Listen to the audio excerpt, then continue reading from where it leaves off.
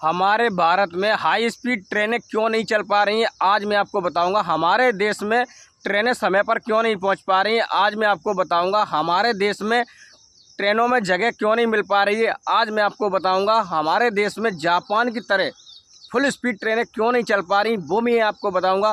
पूरा वीडियो देख लो। बात क्या है कि हमारे देश में लोग कहते हैं कि जापान में देखो ट्रेन कितनी स्पीड में चल रही है, 600 किलोमीटर के हिसाब से चल रही है। मेरे देश में क्यों नहीं चल पाती मेरे दोस्त, मैं बताऊंगा आपको। हमारे देश में एक ट्रेन चलती है वंदे भारत, और वंदे भारत में लोग ये देखते हैं ट्रेन का ये पत्थर उछाल के ये देखते हैं, शीशा में मारते हैं, ये देखते हैं ये शीशा टूटेगा या नहीं टूटेगा। कितनी सारी वंदे भारत ट्रेनें जिनके शीशे टूट चुके हैं, सामने से या पीछे से या खिड़कियों में से। तो लोग हमारे गांव में से या कहीं से निकल के जाती है तो लोग पत्थर मार के चेक करते हैं कि ये वंदे भारत टूटेगी या नहीं टूटेगी। तो भाई ऐसे ही हमारे देश में बड़ी ट्रेनें नहीं चल सकती, जनता को ही सपोर्ट करना होता है। और हमारे देश में क्यों नहीं चलती कि ऐसी जो लोग हैं ना, ऐसी पटरियों पर चेक करके देखते हैं कि ये ट्रेन रुकेगी या गिरेगी, क्या होगा। और ट्रेन के सामने ये सारे बहुत सारे पत्थर रख देते हैं ऐसे।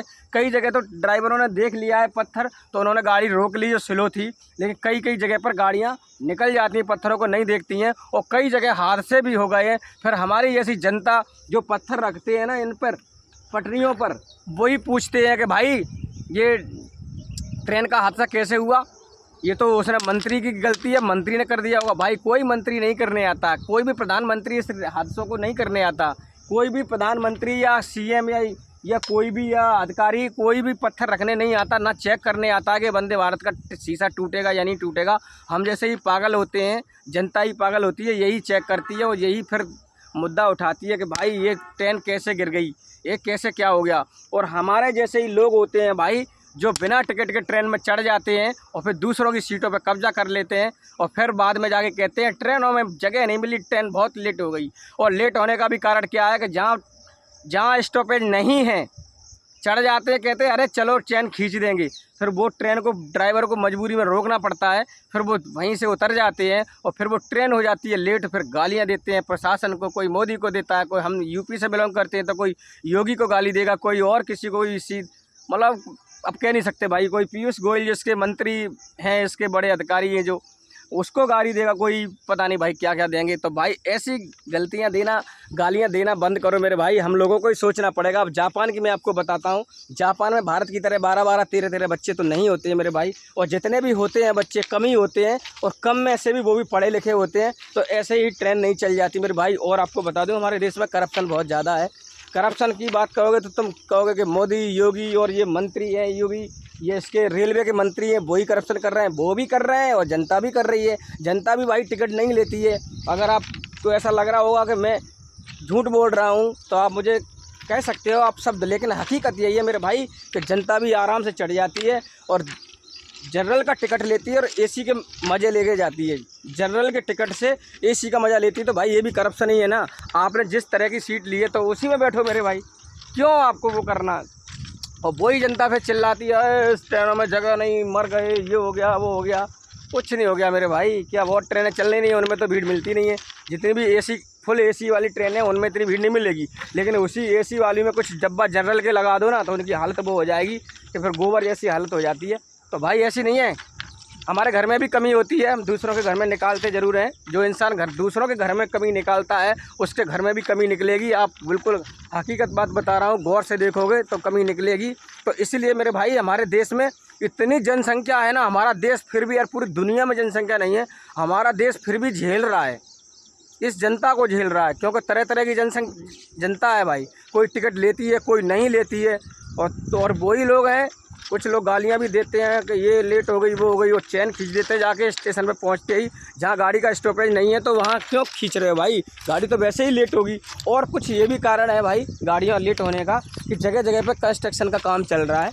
हमारे यहाँ और देशों की तरह नहीं है, हमारे यहाँ आधा किलोमीटर के अंदर में हर अंडरपास मिल जाएगा, हर सड़क मिल जाएगी। क्योंकि हर आदमी ने अपनी अपनी सड़कें बना रखी हैं, तो सबके अंडरपास देने होते हैं भाई। नहीं तो जनता आपको मालूम है कि ऊपर से गुजरती है और हादसे भी हो जाते हैं।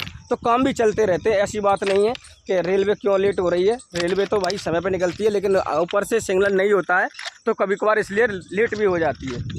लेकिन फिर भी मैं तारीफ़ करूँगा भारत की कि इतनी जनसंख्या होते हुए भी चलो लेट से पहुंचा रहा, 2-4 घंटे 1 आध घंटे लेट होती है, लेकिन फिर भी पहुंचा देती है आपको। कभी किसी को तो बिना पैसे के पहुंचा देती है भाई।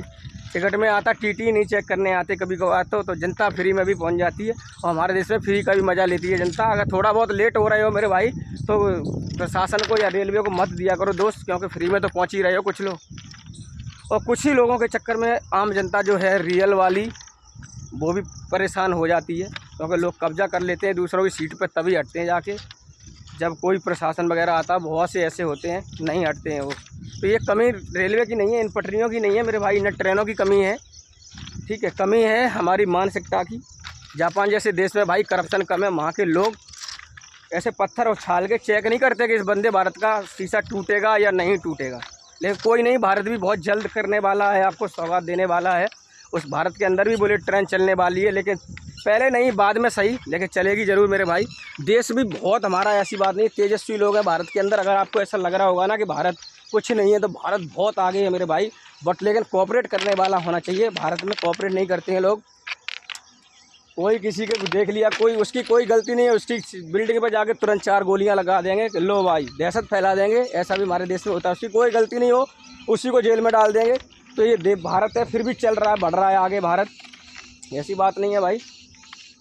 तो मिलते हैं। हमने तो भाई हकीकत थी बता दी कि हमारे देश की हकीकत यही है कि लोग गालियां देते हैं कि रेलवे में कि ट्रेनें क्यों लेट हो रही हैं। इसीलिए हो रही हैं ट्रेनें लेट वगैरह कि पत्थर रख देता है कोई, कहीं कोई जानवर भी छोड़ देता है। लेकिन जापान जैसे देश में ऐसे नहीं है भैया। वहाँ पे इंटेलिजेंट लोग हैं। हमारे अंदर, हमारे भारत के अंदर जापान से भी ज़्यादा इंटेलिजेंट लोग हैं। अगर इंटेलिजेंट नहीं होते तो मैं आपको गिनाता हूँ।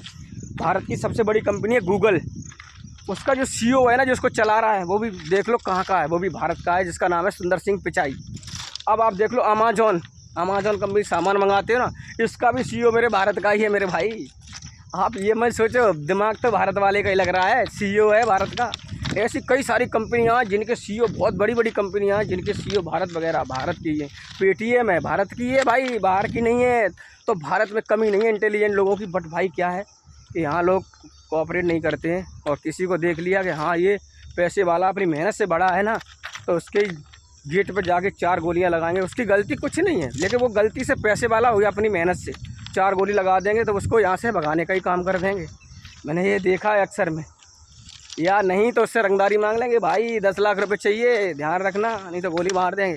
तो हमारे देश से लोग पलायन कर जाते हैं बाहर रहने के लिए, क्योंकि बाहर सेफ हैं।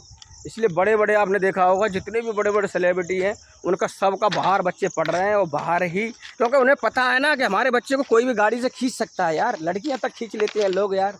या ये तो छोड़ो, बड़ी बड़ी लड़कियां जिनकी जॉब करने जा रही हैं, 20-25 साल की लड़कियां हैं, छोटे बच्चों को तो मिनटों में उठा ले जाएंगे यार, बड़े बड़े सेलिब्रिटियों के। इसीलिए तो वो बाहर पढ़ाते हैं यार। हाँ, ऐसा नियम नहीं है। हम लोग अगर अपनी मानसिकता को बदल दें तो पूरी दुनिया में भारत को कोई टक्कर देने वाला देश नहीं हो सकता। और जो ट्रेनें हैं ना, समय पर पहुँचेंगी भाई जापान की तरह। हाँ, मैं मानता हूँ जापान के अंदर जनसंख्या बहुत कम है, वहाँ लोग चैन खींचने वाले नहीं होते हैं कि जहाँ चाहो वहाँ रुका लो। वहाँ लोग थोड़े सेंसिटिव होते हैं भाई, और जनसंख्या भी कम होती है, इसीलिए ऐसा वहाँ पॉसिबल हो पा रहा है। हालांकि हमारे देश में भाई ऐसा ही होता है, लोग समय पे आते नहीं हैं। जब वंदे भारत छूटने वाली होती तब गेट बजाते, खोलो खोलो खोलो। तो ऐसा नहीं है भाई, समय पे आना पड़ेगा, और चैन वगैरह फिर खींचनी नहीं पड़ेगी, तो समय पर चलेंगी गाड़ियाँ। हालांकि इस वीडियो में कुछ लोगों को मेरे से चिढ़ आ रही होगी या गुस्सा हो रही होगी, तो उसके लिए मैं माफ़ी चाहूँगा, लेकिन हकीकत थी वो मैंने बता दी भाई। मिलते हैं नेक्स्ट वीडियो में। अगर बात अच्छी लगी हो तो चैनल को सब्सक्राइब कर सकते हो, ज़बरदस्ती किसी की नहीं है मेरे भाई, जानकारी ऐसी मिलती रहेगी। मिलते हैं नेक्स्ट वीडियो में, तब तक के लिए जय हिंद, जय भारत।